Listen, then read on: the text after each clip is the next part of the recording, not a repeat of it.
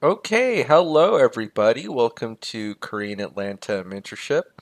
And in this video, we're just going to do another study review of Velocity Banking on a Sunday. In fact, it's Sunday night right now, and I'm gonna 99% guarantee this, kind of like how on those antibacterial sanitizer commercials was like it kills 99.999% of germs.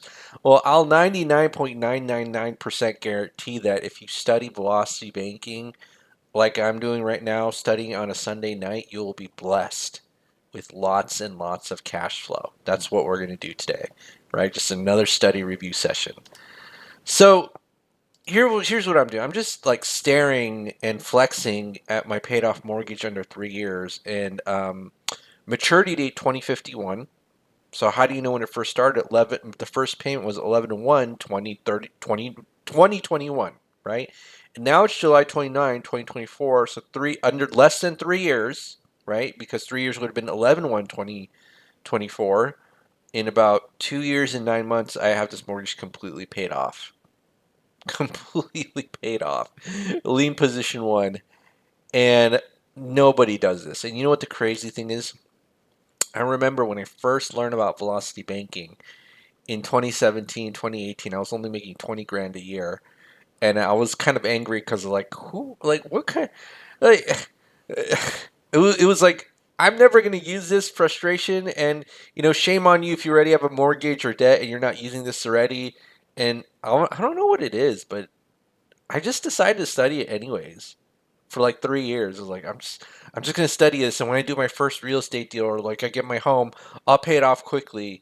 And so you could actually say it took me 7 years, right? 3 years of just studying it, and then 3 years of paying it off, or under 3 years, actually 2 years and 9 months paying it off, and it's just like, so that's actually 5 years, not seven, but or six. But that's my story, and so this is why, like, some of you are out there like, I'm not making any money. That's not the point. Study it so you build a foundation. So when you're able to get some debt as you increase your income, you're not like the rest of the population where they're just having their income sucked dry, their cash flow sucked dry by payments to the bank, right? Because how do you think banks have the tallest buildings in North America? Because they're smart people who know how to assess risk and just make money out of thin air, right? So what we want to do is that, hey, you don't have to have the tallest buildings in the downtowns. Maybe the mid-sized buildings will do, right? We just don't give all of our wealth and power and income to them. If we need to borrow money, yeah, we'll borrow money. But instead of making, let's say, $200,000 of interest, I'm okay with like 10, 20. You know what I'm saying? So let's go ahead. And actually, before we get started with the velocity banking review, I just want to ask ChatGPT one thing. And if you, like I said, this mortgage was paid off in about 2 years and 9 months, right? So let's go to ChatGPT. And what does ChatGPT say about what we did right here? Okay, so I'll just say this: I paid off my mortgage in about 2 years and nine months. What percentage of people are able to do this like me? Okay.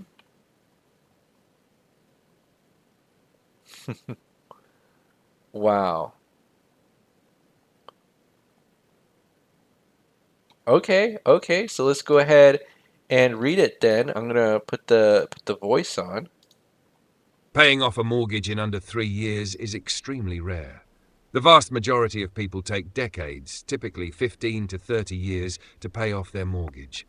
Most homeowners make regular monthly payments over the full term, and early payoffs are generally due to financial strategies like significant extra payments, large lump sums, or leveraging high incomes or alternative financial methods like velocity banking. Here are a few quick points. Average mortgage length. Most homeowners take 30 years to pay off a mortgage. Even those with 15-year mortgages rarely pay them off early. Prepayment statistics. Only around 20% of US mortgage holders pay off their mortgage in under 10 years. often through large, irregular payments rather than regular monthly payments.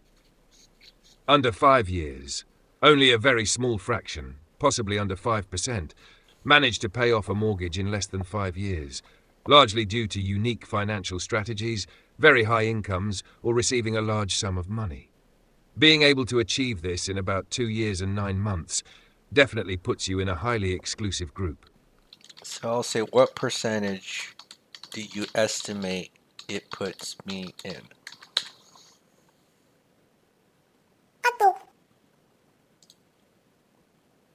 Oh, top 1%. Let me read that. Paying off a mortgage in under 3 years likely puts you in the top 1% or less of mortgage holders. This is an impressive achievement as it requires a combination of financial discipline, a high level of disposable income, or the use of advanced strategies like velocity banking. Most data on mortgage prepayment is grouped into larger time spans, such as under 5 or 10 years, so the exact percentage is hard to pinpoint. However, with the average mortgage payoff length being decades, being able to clear it in under 3 years definitely places you in a highly uncommon percentile. Wow. Thanks for the shout out, ChatGPT. You boosted my ego. All right, so let's go ahead and get started. Wow, under 1%. So again, I was I studied this when I made $20,000 a year. So there's a reason why I say just study it anyways when even if it doesn't seem like it applies to you, you know what I mean? All right, so let's go ahead and get started. I like to have fun with the higher incomes, although, eventually I'll go to like the $5,000, $6,000 incomes. Right now, I'm just kind of playing around like, what if we were doing lawyers and doctors? So in this case, it's just going to be law school. So this is just going to be a lawyer, and then maybe $230,000 a year. That would be, I don't know, would that be like a senior partner in a law firm? Maybe in New York they make like 400,000. I don't know. But $230,000, that's a pretty good salary, right? But it ain't good if you're making $230,000 gross and you only got 1,800 savings left, right? You're gonna freak out. And you got all this credit card debt, you got that luxury auto loan, you got that $150,000 law school loan, you got that $450,000 mortgage and $3,500 in general expenses, right? Now, the good thing I could say about this person is that he didn't get like a 600, he or she did not get a $600,000 mortgage, right? Because those are for like, I don't know, like I can't even afford those. Even though I have a mortgage paid off in the 3 years, I live in a $300,000, $400,000 area, and I bought it when nobody lived here. So it was I got it at a decent price even at retail value, but now the area is kind of being built. There's new supermarkets. This town used to have nothing. You know what I mean? But I live in a little bit, maybe an hour away from the metro counties, but it's still a lot of development in Georgia. But my point is this: don't you know? Most people overspend on a house, and because the mortgage is so deceptive, because I'm borrowing $450,000 to get only an $1,800 payment, people think they're getting a good deal. When reality, if you understand anything about mortgages, this 3% actually means 50% over the life of the loan, right? All right, so now let's go ahead and do this and do the velocity banking part. So, what is velocity banking? All it is a debt payoff strategy using a line of credit as your main operating account. So, what's a line of credit? All it is a financial tool where you can borrow money, pay it back, and then use it over and over again. That's all a line of credit is.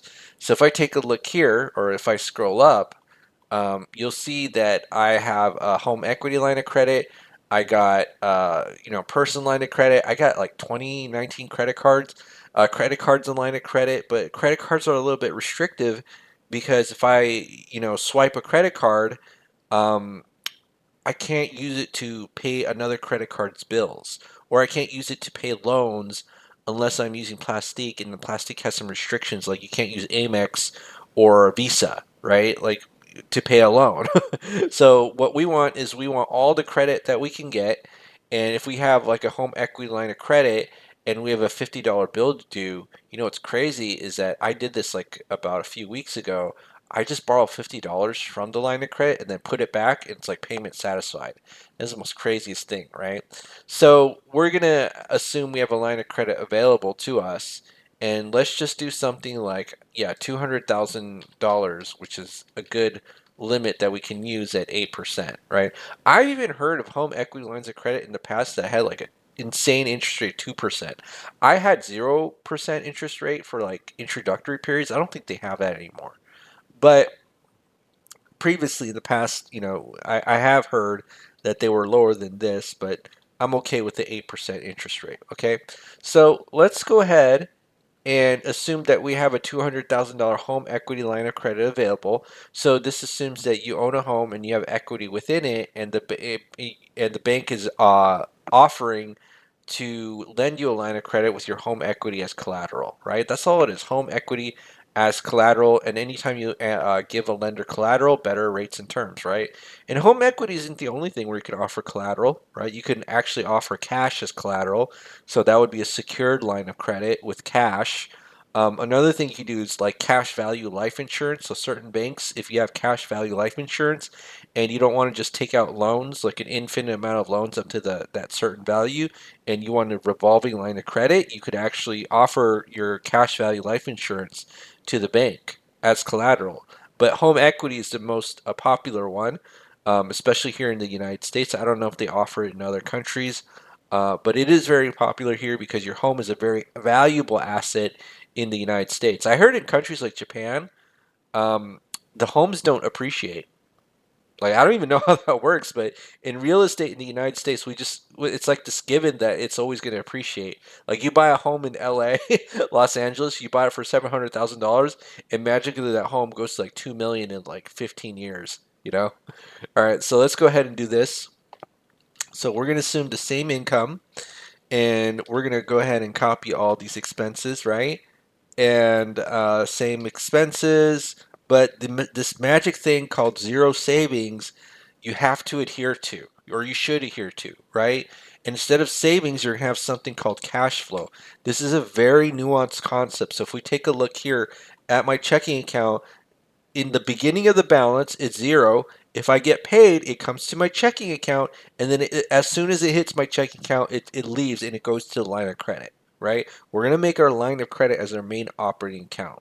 That's what we're going to do, okay? So what we're going to do is start off with credit cards, and there's a concept called, let me do this, cash flow index, okay? So let me delete this right now. So it's cash flow index, and all it is a formula of the statement balance. So let me just do this, divided by the monthly payment. So it's 50,000 divided by 1750, right? And then this one is 75,000 divided by 2,500. And then this one is 55,000 divided by 1076.14. This one is 150,000 divided by 1703.22. And then this one is 450,000 divided by 1897.22. And you have basically a ranking system, right? And actually, let me make this a little bit neater. Give me 1 second. I'll make it all two decimal places. But basically, this is a ranking system, or I think of it as a ranking system. The lower the number, that's the one you want to pay off first. So you see these credit cards have very low cash flow indexes. And what that means is that, hey, if I pay off this credit card, I get more bang for my buck in terms of cash flow. Because think about this. Look at this $150,000 student loan. It's a $1,700 a month payment for $150,000, where I get $1,750 to only pay off $50,000, right? More bang for your buck. And then take a look at the mortgage. I have to pay $450,000 to only get $1,800 or $1,900 back. That's a no-no. That's a no bueno, right? So this is why we always pay off the mortgage less, because it produces the least amount of cash flow. I mean, think about this. Would you give somebody $50,000 to get $1,750 back, or would you give them $450,000 to get $1,890 back? Like, this is a no-brainer, right? So we just kind of do this. So let's go ahead and follow the cash flow index. And let me just erase this for now, and we'll put milestone. And so we're going to move these two credit cards, okay? So this is going to be 125,000. So 125000. And then simply by moving this debt, to guess what happens here? Holy, went from $1,800 to $4,323.42. So let's see how long it takes us to pay off these two credit cards. And I might think it might take a little while because we don't have that much cash flow compared to 120 something thousand dollars. But well, let's see. Let's see. Okay. Don't be too negative. Let's do the math. All right. So now let's go ahead and do this. And to get the next month's balance, it's the previous month's balance, previous month's interest minus 4323.42. Okay? And then what we're going to do is take the average daily balance, right? So we get the average function right here, and then we multiply it by the interest rate, so 0.08, and then you divide by 12. Okay, so let's see how long it takes us to pay off this debt. And as you can see, we're making pretty good progress. Already paid off 25 grand after 8 months, so let's just keep going and going like the Energizer Bunny, right? And we see right here, okay, after, all right, less than 3 years, we paid off $125,000 of debt, which is not that bad considering that we make about 230 gross a year, right? So we're getting rid of all that credit card debt. Awesome. So let's get rid of it in about three years. Okay. So let's do that. And so it's gonna be 33 months. All right, 33 months, and then what else? 33 months and 125K. Okay. So now let's go ahead and do these. So we're going to tackle the auto loan first next because that had the second lowest cash flow index. And let me just kind of go right here and type in the number of months, which is 33 right here. And then it's going to do 33, 33, 33, right? And this is this loan calculator that I have. And what I do is I just take this balance, look at this low cash flow index, and that's the current balance. And then what I'm going to do is I'm going to move it to that line of credit, right? Just do this, and then wablam. Okay, so plus 26963.18. Okay, and then now, right, this is going to be 0. And then this is going to, now the cash flow is going to be 5399.56. And so now let's see how long it takes to get rid of that auto loan. Okay, so let's just go in here, and then let's go in here, and then we're going to do 5399.56. And let's see how long it takes for us to get rid of that auto loan, which is 38 months. Wow, that was really good. 38 months. Okay, not bad, right? So now we got rid of our luxury car auto loan in about 5 more months.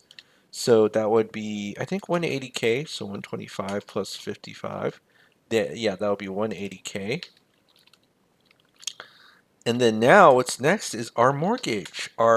No, it's actually not a mortgage, it's our student loan as a law school student. So now let's go ahead and put in the figure of 38 months right here. So 38, 38, right? And then we see that we have $112,000 left.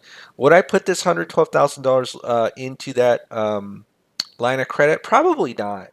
I probably wouldn't, but I probably do what I call the chunking method, which is just chop it up into pieces, right? And then we could just do that with definitely the mortgage. But you know what? Let's just, because I'm lazy for today, we'll move this into the line of credit. And then so now let's go ahead and do that. But the mortgage, we're definitely not going to move into the line of credit. So let's go ahead and move this into line of credit. So this is going to be plus 112,529.55. And then once we move that $112,000 debt into the line of credit, this is going to be 0. And now this is going to be 7 grand of cash flow. Holy. Okay, so now let's go ahead and move that figure here. And I'm going to copy and paste this with our new cash flow number of 7102.78. And let's see how long it takes us to pay off that debt. Okay. So in about 55 months, right, we are student loan debt free. So 55 months.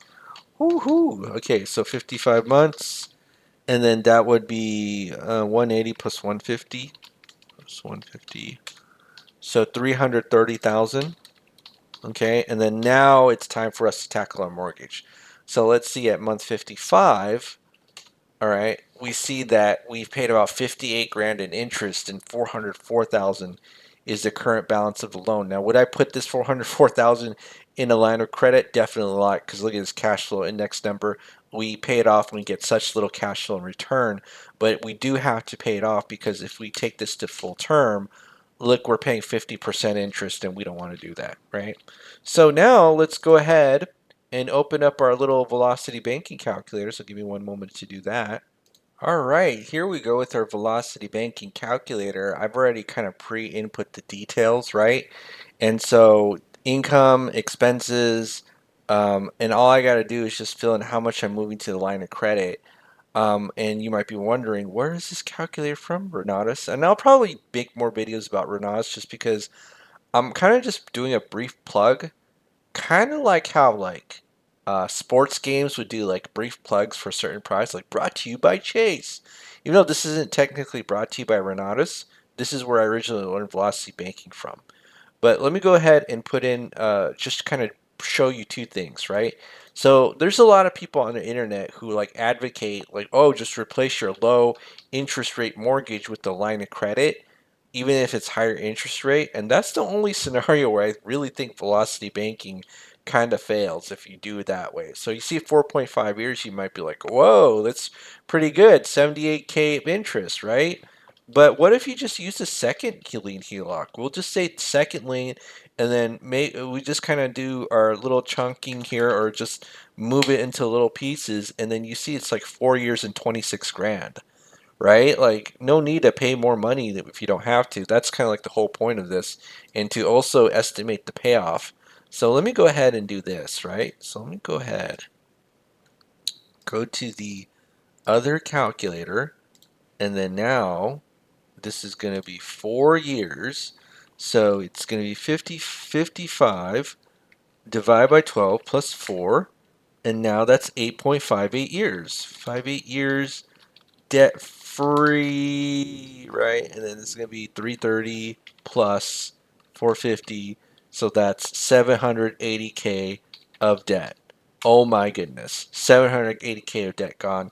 As one lawyer who had 100 something thousand of credit card debt, luxury auto loan. I think 55K would be considered luxury auto. Law school loan and a $450,000 house. Pretty good, right? I think it's pretty good.